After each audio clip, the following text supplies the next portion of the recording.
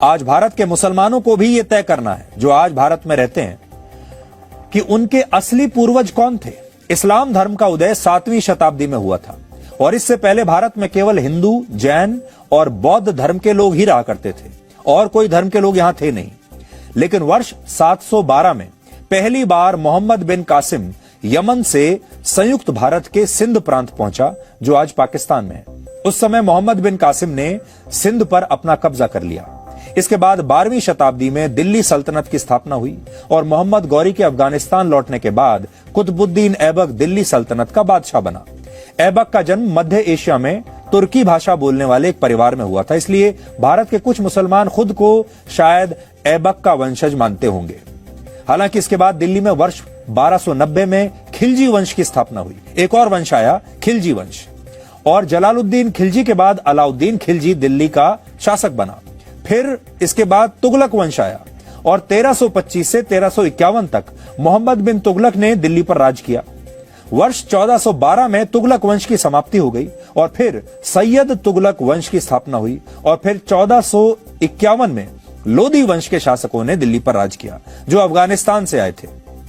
इसलिए आज भारत के जितने भी तमाम मुसलमान हैं, आज उन्हें हो सकता है उनमें से बहुत सारे अपने आप को लोदी वंश का भी बताते हों। लोदी वंश के बाद 1526 में मुगल भारत आए, जो तैमूर लंग के वंशज थे। तैमूर लंग मध्य एशिया का एक बड़ा मुस्लिम शासक था।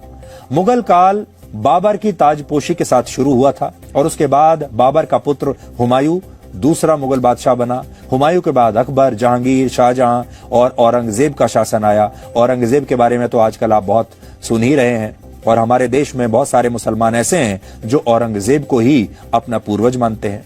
बहादुर शाह जफर आखिरी मुगल बादशाह थे और कुछ मुसलमान हो सकता है उन्हें भी अपना पूर्वज बताते होंगे। इसलिए आज भारत के मुसलमानों को यह तय करना है, साथ ही पाकिस्तान के मुसलमानों को भी तय करना चाहिए, बांग्लादेश के मुसलमानों को भी तय करना चाहिए, क्योंकि उस जमाने में भारत, पाकिस्तान और बांग्लादेश देश एक ही साथ थे, एक ही देश था। इन सबको आज यह तय करना चाहिए कि इनके असली वंशज कौन हैं, लोदी हैं कि मुगल्स हैं कि और कोई है।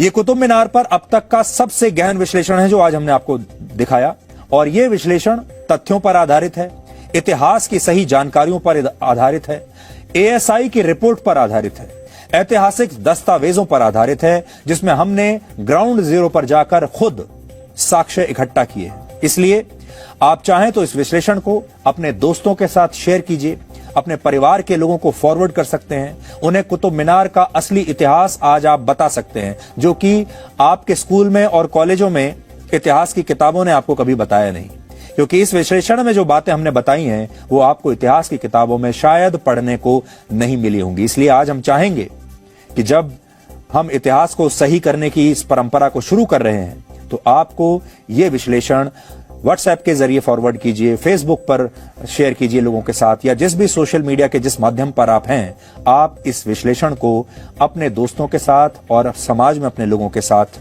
जरूर शेयर कीजिए।